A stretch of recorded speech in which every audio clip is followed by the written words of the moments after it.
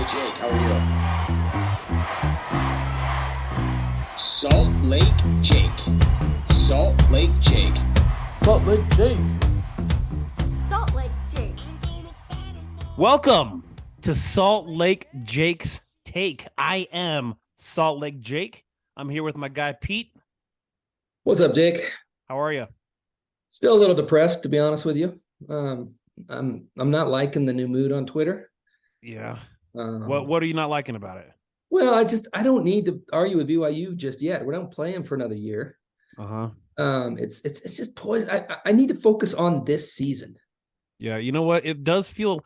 I was thinking about this morning because basically football consumes my thoughts 24/7. I was thinking, I don't know if I'll ever have, and granted, I know it's early to say this, but I don't know if I'll ever have Big 12 pride like I did with the Pac-12. Because I was all about backing the PAC, blah, blah, blah. But look what that got us. Nothing. We backed the PAC for 12 years, and we got screwed because Oregon, Washington, UCLA, and USC wanted to bounce, which I get it. In their position, I do the same thing. But there's no loyalty, man. So I'm all about going into the Big 12, and I don't care if every other team sucks as long as Utah's good. In fact, if every other team sucks, better for us. We can win the conference every year, look better, just like kind of Clemson does. Clemson hides a lot of the ACC's issues because they're awesome, right? So I'm all about, let's go into the Big 12. Let's have everyone else suck, and we'll win it every year. And you know what? This conference is good. I'm not lying to you. I think it's a good conference, good teams, but we're all kind of just mishmash, thrown together, biding our time, hoping for something bigger, right? So that's what I'm going to be doing. I'm going to go into this Big 12. I'm going to have a good time, but also realize that things are going to continue to change. So I'll probably never feel that pride like I did with the Pac-12. I'd watch Oregon versus Auburn, for example, and I was going nuts for the Ducks, pulling for them. It was fun. I don't know if I can say I'll do that with the new Big 12. I mean, how many games are you going to watch this season of Big 12? Because again, I want to go back to our season, but we've got 1 foot out the door. I mean, so does everybody else. Yeah, games watching this season of the Big 12, I won't make it a deal. I won't care. But the thing is, it's because we're still not part of this conference. If next year, say Baylor's playing Oklahoma State and we need Oklahoma State to win to help Utah standing in the Big 12, I guarantee I'll watch the games then. It'll feel different. It's hard to really put ourselves in the position of how will we react because we're not in that position. I read a book, and I'm not even going to try and quote it anymore. I can't remember, but it was I think it was the Malcolm Gladwell book where people try to guess how they would act in certain situations based on stuff, and then they did tests and studies and showed that no one really knows how they'd act in a situation until they're in it, right? And so I think it's the same thing with the Big 12. Right now, I feel almost like I broke up with a girlfriend. You kind of you realize it was probably the only action that you could have taken, but you still are sad for what you lost, right? And that's what I feel with the Pac-12. I love the Pac-12, man. I've never been shying away from that. I've never shied away from that. I've loved the Pac-12, but I just feel kind of melancholy, Yeah. It's I mean that's kind of so I guess it's like now I'm supposed to be in some rivalry argument with people when I'm not even in it. I'll take the girlfriend analogy one step further. Broke up, and now I'm like on the sloppy seconds. And I'm like, rebound. You're on the rebound chick. Either. Rebound. Anyway, so I guess my larger point is, how do we focus? Because we have such a cool schedule this year. Yeah. You know what? It's amazing. You think about it. This is probably the best the Pac-12 has ever been this year. There is a legitimate case that we're the best league in the country with what we've got going on. We've got 4. I've seen some things that have like 4 of the top 10 quarterbacks are from the Pac-12 in the whole country, right? Yeah. I mean, you go down the list of quarterbacks in the Pac-12: Caleb Williams, Bo Nix, Michael Penix, Cam Rising. You've got DJ Uangalele, transfer from Clemson. You've got Jaden Delore at Arizona, who's solid. You've got Cam Ward at Wazoo, who's solid. You've got Deion Sanders, son of Colorado. The league is stacked this year. We have 5 teams in the top 25, borderline 6 or 7, depends on what they do with UCLA. And maybe, if Colorado lives up to a little bit of hype, which I don't think they will, but I'm telling you, the league's the best it's ever been this year. You've got a returning Heisman winner. You've got top 10 teams, top 15 teams. You got the back-to-back conference champs have their quarterback back and everybody back. And it's just like, this league is amazing. And it's the last year of the league. It's the craziest thing ever. Yeah, no, I mean, that is so well put. This is the year to really like watch and keep your eye on the Pac-12. And so it's just so much irony that it's like the mood will be this like, oh, we're never going to play USC again and blah, blah, blah, blah, blah. I know. And dude, you know what's crazy? Well, one, I think it doesn't matter. I think things are going to continue to change for the next decade to where 10 years from now it's not going to look the same. The smartest idea I heard actually came from Chip Kelly this week. Oh yeah, where he said, aside from football, just carve out football, make football its own division, and don't worry about conferences and leagues for football. Just play football, and then the rest of the sports that are affected can stay in their league. Like women's softball and gymnastics belong in the Pac-12. And so I could foresee in the next decade it getting to that point where all the conferences for all the sports besides football and maybe men's basketball, but definitely football, kind of regress back to where they were regionally, getting leagues, and then football breaks off, and you've got a completely separate monster there, right? Yeah, because that answers the whole, why is Vanderbilt and Rutgers getting, 80 million a year? What, these schools that don't even need a football. I mean, just don't care or whatever. And I guess they need to be the doormat of their league. But that would answer that, because the teams and the programs that want to compete could then just compete like ours and TCU. I mean, we're the aspirational programs that have like broke through and then done things on the at the highest level. Yep. You know what? Kind of changing the gears here a little bit. A thought I Yes. had today talking to a friend. Yes. About the Big 12. I mean, we know this already, but it hadn't really dawned on me that with Oregon, Washington, USC, and UCLA going to the Big 10, they are now no longer on ESPN property at all. It's owned by Fox and CBS and NBC. So there is no chance any of those 4 teams will ever be on ESPN during the season, right? So that leaves the West with ESPN, which is the Big 12 has. Who else in the West is going to be put on ESPN these late night games that matters? Utah. Who else, right? We could own that 8 o'clock ESPN time slot and get that like almost every single week, because who else in the West, when Utah's ranked in top 15, no one else is going to That's a good point. be put on there, That's a good point. Yeah. I mean, are you saying, or is the suggestion though that this year they won't air those schools because they don't want to build them up for next year, or because they'll I'm talking about next year when they leave? They're not. Oh, I see. They'll be in the Big 10 and legitimately not have any chance to be on ESPN at all. In the ESPN window at prime time. Oh yeah, that's a great point. So Utah's going to own that time slot if we continue to be good and ranked, because who else in the West is going to? No one. BYU sucks. We know that. They'll suck forever. They suck forever. They suck so bad. They're just the worst ever. So they won't be. And then Arizona State, they're meh. Colorado, garbage. Wazoo and Oregon State, they're going to be on the Mountain West. There's nobody in the West for this late ESPN time slot except your running. Well, not running. That's hoops. Your football Utes, baby. The Rod Gilmore team, baby. Bring them home. Okay. So let's talk about it. Okay, I'm going to switch gears real quick. Let me just see how nimble you are. Okay. Is Bryson Barnes John Hayes? Well, what do you mean by that? Because there's differing opinions on what John Hayes was. Okay. I think a lot of people are guilty of revisionist history when it comes to John Hayes. Okay. And maybe I'm one of those. But is John Hayes, in my recollection, was a guy I looked at and thought, okay, they didn't have anyone else. They were just left flat-footed in the quarterback room.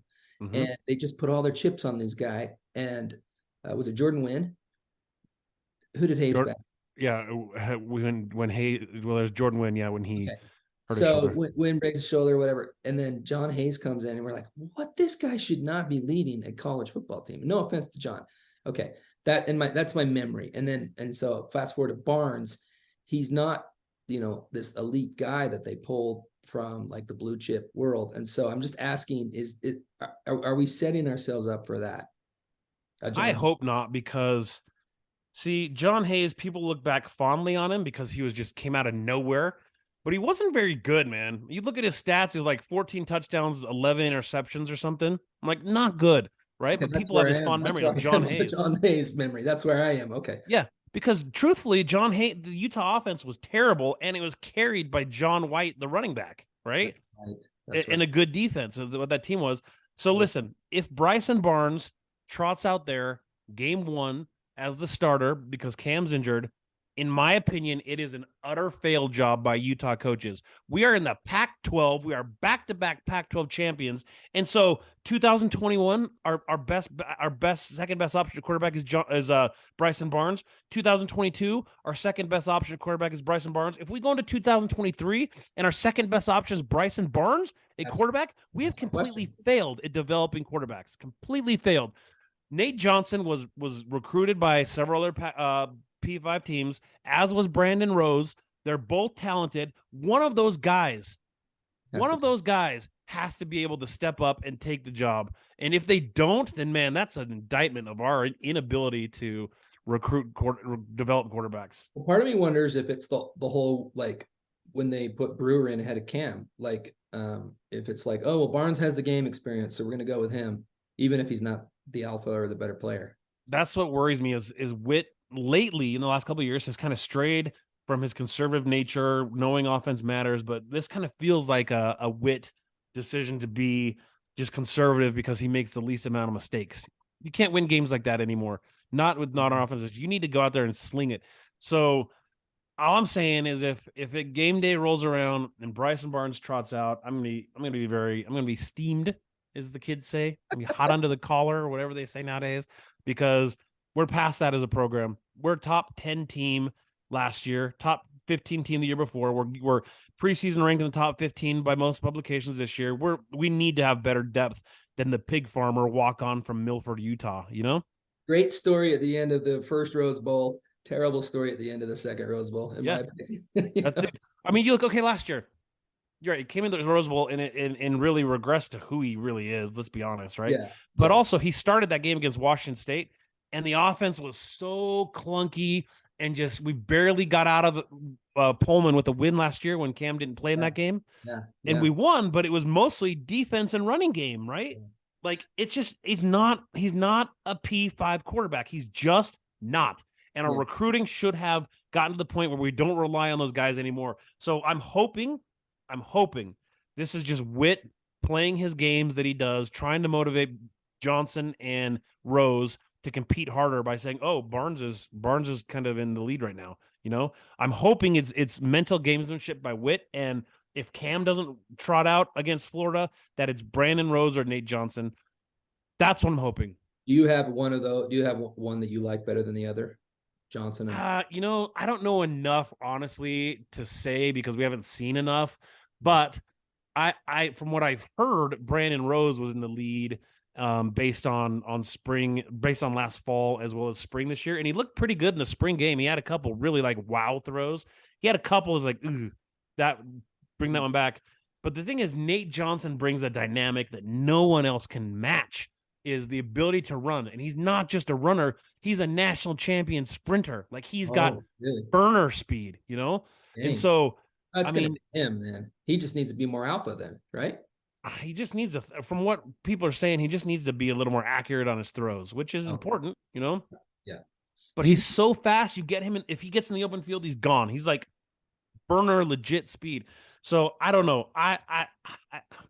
If I already guessed it would be Brandon Rose, just based on what people have said. Is it Witt or Ludwig that calls that? Like, who's? I don't know. It depends on who you talk about. You think about the infamous mistake of starting Charlie Brewer over Cam Rising in 2021. Yeah. Apparently, the coaches were split. Ludwig apparently wanted Rising, and Witt wanted Brewer, and so Witt overruled Ludwig and started Brewer, which ended up being a gigantic mistake, as we know, because we lost those guys down south, and we lost to San Diego State when we shouldn't have lost either of those games. If Cam Rising starts the year, we're probably another 10, 11 win season. Yep. Well, I mean, we ended up that way anyway when he came in, but we probably lose one or two games all year, right? So it was a major mistake to start Brewer, and they started him, and a lot of it was because, one, he had experience at Baylor. Two, in the spring game, he was perfect, 15 for 15. I think that clouded a lot, and I don't know. I wish there was a way you could really see how people react in games, because there's difference in practice and games. It just happens. Some people are practice champions, and they get in a game, they can't do it. Some are the opposite, and maybe Cam Rising was that way, and that's why he didn't win the battle versus Brewer. But I don't know. I think we need to roll the dice with one of the younger guys. We know what we get with Barnes, and it's not winning football, man. With Barnes, I had one more thought on him, and we'll wrap it up. But it was that how bad was Ohio State's secondary if Barnes is throwing deep on them? You know what I mean? Yeah, I think at that point people just weren't prepared for him. You know, Yeah. it was late in the fourth quarter. It was People such are tired. They don't know what to expect. It yeah, just kind of caught lightning in a bottle in pure that adrenaline. Yeah, those okay. two drives. Okay, so we're planning to get an episode out once a week before the season, just to get the crowd, the audience built. I think there's something. Well, some of the feedback we got is we need to work on our microphones a little bit better, so hopefully people can hear us a little bit better. The other was people were asking about the intro music. Can you explain those voices? Yeah, man. So Salt Lake Jake is what I go by on Twitter, and I go by that because I was glossed with that nickname by one and only Jim Rome in 2000. I want to say 13 maybe. Jim Rome had Bronco Mendenhall on, and I was listening, and I had a friend text me and say, "Call in and respond," because Rome said, "Any Ute fan?" So I was like, "Okay, fine." I've never called the Jim Rome show in my life. I used to call local radio and Yeah. getting smack talk things with Ryan Hatch and stuff all the time, but I'd never called Jim Rome. So I just dialed the number. I couldn't believe this because people wait all the time. I dialed the number. It was answered in like 10 seconds, and the guy said, "Give me your take. Give me what you'd say." So I kind of just started riffing for 10 seconds. Like, "Okay, you're good. I'll put you on." I was like, "Oh my gosh!"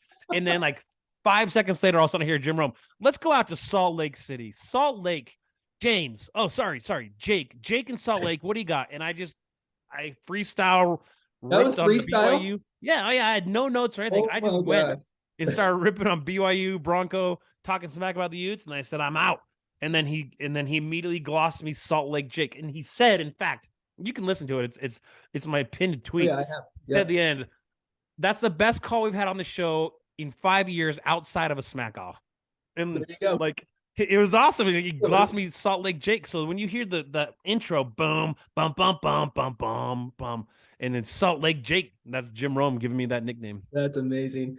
And Yeah. you've never called back, like you didn't become like a frequent smacker or whatever they're called? No, I don't have time to do that. And I mean, I know that sounds whatever. We're all busy, but my job precludes me from sitting around listening to radio and calling in the Yeah, day. that's a good point. Well, that is hilarious. And I would have thought you had that written down like in a script, because if I was calling in a national radio show like that, especially at its peak of his powers, I don't know. I don't know if it's as big as it used to be. The Jim I'm Rome. not sure either, but yeah, That's it was literally I was sitting in my truck, parked in the parking lot. I got back to my office, was sitting in the truck in the parking lot. They said, "Let's go." And I just went. And usually I would be pretty nervous, but I don't know what happened. I just called in and I guess I didn't expect to get on, first of all, and let alone to get on in less than 10 seconds. I mean, it was literally from when he answered to when I was on the air was 10 to 15 seconds. It was amazing. gosh. The screener said, give me an example of what you're gonna say. And so I started going after 10 seconds. Okay, you're good, you're going on. Maybe that's how they avoid like people getting nervous anyway. So that's cool. That's amazing. Okay. What else? Anything else? Just we got not news, but we've been kind of waiting on Trajan Bridges situation. He's a wide receiver that was a former 5-star recruit at Oklahoma, and he left the team due to some legal issues. And the rumor was he's going to come to Utah as soon as his case gets dropped, which they were confident was going to happen. And apparently he had his conference call yesterday or 2 days ago, and the case was delayed and pushed back to October. So I think the window to get Trajan Bridges in Utah is gone. There's no way he'd come in October when it's supposed to be. So that's kind of a bummer because he would have been a stellar addition to the wide receiver room. Dang. What state is he in? California, I think. I'm not sure, but I've been watching videos of him. He's just smooth and long and athletic and like an alpha receiver that we just never get. So now we got to get that out of our mind that he's not going to be there. But, we've got a decent wide receiver room. There's 6 really good guys, I think, that can rotate if they stay healthy.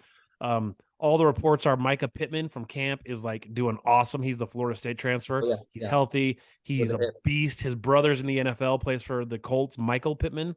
And so he's apparently an alpha. So he'll be one guy. Devon Vele will be our other guy that starts. He's, steady guy. He's more of a possession, big, tall receiver. And then after that, you've got Money Parks, who's a speed guy who showed flashes last year, that long touchdown against USC in the Pac-12 title game. You've got a transfer from Indiana named Emery Simmons, who seems to be pretty solid. You've got Mikey Matthews, a true freshman who was really highly rated. and seems to be kind of a baller. And then you've got Makai Cope, who's been in the program for a couple of years and hasn't really done much on the field, but has shown flashes. I think he throwing those 6 receivers plus hopefully a healthy Keithy, who knows what's going on there, and Yasmin. We've got guys to throw to. Yeah. Who's doing the kickoff and punt returns? It'll sound like it'll probably be Micah Pittman, the transfer. So Oh, really? yeah.